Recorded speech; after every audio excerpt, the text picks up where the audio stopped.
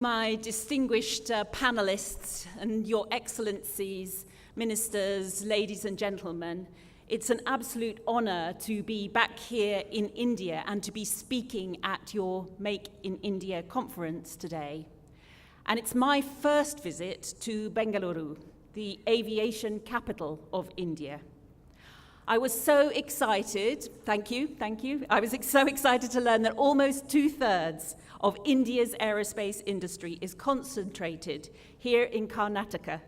And I'm hugely looking forward to seeing the best of it for myself when the Aero India 2017 air show starts here tomorrow.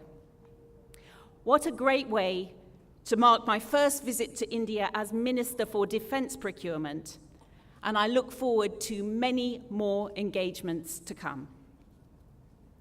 But while this is my first trip as a defence minister, I'm very conscious that this visit fits into an ambitious agenda of collaboration between our two countries, exchanging ideas, expertise, and technology that really produces a benefit for all our people, not just here, but across the world.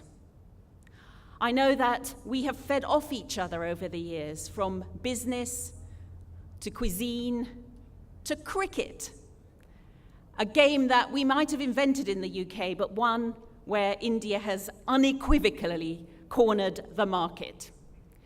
And it makes me wonder, perhaps my panelists can help, how can we persuade Virat Kohli to become a fast jet pilot instead? It goes without saying that our two nations enjoy a strong relationship. The UK diplomatic network in India is one of the largest in the world. India is the third largest investor in the UK, while the UK is the largest G20 investor in India. In fact, 1 in 20 private sector jobs in India is with a UK company. And India-UK bilateral trade in goods and services was an impressive £17.5 billion. I don't know what that is in lakhs, I'm sorry. That was in 2015. And importantly, it's growing at 3% a year. And just last Thursday, the Indian Civil Aviation Minister and the UK Aviation Minister signed a new deal to boost tourism and trade between Britain and India. And of course, our close bond was demonstrated at the highest levels in November when our Prime Minister came to India on her first bilateral visit outside Europe. But perhaps some of the best examples of our valuable bilateral partnership can be seen in the defence aerospace sector. The UK has been a partner of the Indian defence aero sector since the very beginning, giving us an unrivaled pedigree when it comes to the transfer and exchange of aero technology and skills between our countries. British aero companies, many of whom are now part of BAE Systems, have been active in India for almost 100 years. And Rolls-Royce was among the first to work with Hindustan Aeronautics Limited, HAL, in the early days. In recent years, HAL has built over 100 Jaguars and nearly as many Hawks, with the assistance of BAE Systems powered by Rolls-Royce engines, and a relationship that, as we've heard, continues to flourish today, and one that I know and hope will flourish in the future. Meanwhile, Rolls-Royce and BAE Systems have explored or established joint ventures with Indian partners to deliver support to their products in India. And I am delighted today to announce and to welcome the signing of a joint venture between MBDA and L&T. This is an excellent example of the UK's commitment to doing business with Indian industry. But what really excites me is not our collaborative past or present, but our future, which brings me to my main point today, and indeed the point of your conference. What makes the UK the ideal Make in India partner in the defence aerospace domain is our nation's collaborative potential. The opportunities are enormous. We'll get a glimpse of them this week when we see BAE Systems and HAL unveil their advanced Hawk ground demonstrator at Aero India 2017. And there's more where that came from, with huge opportunities for India and the UK to work together on the advanced multi-role combat aircraft engine, as well as the Starstreak missile. These are the perfect examples of the next stage of Make in India. Industry working together across borders to design and manufacture new technology rather than simply transferring it from one country to another. New technology that will not only offer both partners defense benefits, but that will create export opportunities and joint economic growth and jobs. These are the types of projects that really excite us in the UK, because in this increasingly complex and competitive world, the difference between surviving and thriving will be nations' willingness to pool their resources. Not just critical technologies, but innovative thinking, the skills and intellectual capital that drive them. And the good news is that our two nations are creating the mechanisms to do just that. Our capability partnerships across the land, air, and maritime domains are giving our two nations an unprecedented opportunity to develop a truly productive defense relationship through partnering on a range of strategic capabilities, including aircraft carriers, frigates, and armored vehicles.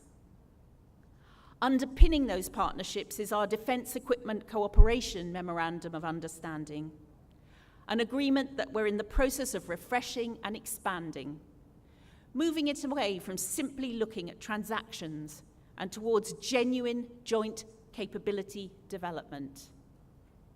And shortly, our Secretary of State for Defense, my boss, will travel to India to sign that refreshed Memorandum of Understanding, as well as to chair our nation's annual Strategic Defense Dialogue, a dialogue that will build on the progress we've made to date in our capability partnerships. Finally, but no less crucially, our countries are enjoying a close defense, science, and technology relationship that is yielding results. One that has seen our two world-class defense research and development bodies, DSTL in the UK and DRDO in India, working closely alongside each other to distill ideas into reality. Ideas that will ensure that we can maintain our critical edge on the global stage. This ambitious program comes at a point when we are aligning even more closely, according with political and economic dynamics in our two countries and in the regions in which we're operating. Just at the very moment when you are inviting the world to make in India, and specifically today to make in Karnataka, we in the UK are expressing our desire to be a more global Britain, an outward-facing nation, one that champions business, innovation, and free trade around the world. As our Prime Minister Theresa May said when she met Prime Minister Modi in November, more trade, more investment, and fewer barriers between our two countries will make us all more prosperous, peaceful, and secure. And with this unique partnership, there is so much potential for us to advance those things. So yes, the UK may be leaving the EU, but we are stepping up our role in the world. I'm proud that the UK economy, the fastest growing major economy in Europe, is the most diverse on earth. So there you have it. The UK government and UK industry stand ready, hand in hand, to work as your partners. India and the UK are not just as strong, but indeed are an unbeatable combination. Time and time again, we've proved our ability to innovate, develop, make, and grow together. And it's my and my government's ambition to see our partnership become stronger and more successful than ever before. So I hope my visit here today will play its small part in achieving just that, helping us to become more secure and more prosperous, enabling us to realize our shared ambitions, and allowing us to soar ever higher into the skies of our shared future. Thank you very much.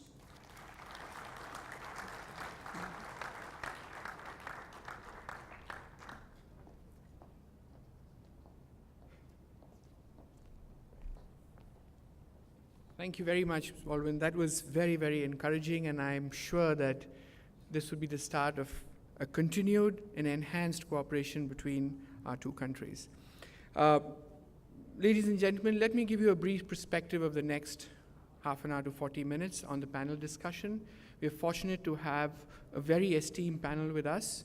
What I have thought of today is that I will briefly introduce them, ask them a question each, and then we'll have a common question round, post which I would like to keep some time for all of you to ask any questions to any panel member, including our three speakers in this first session. Please feel free to do that when I set it open for you. So I'm going to take my chair there and we'll start.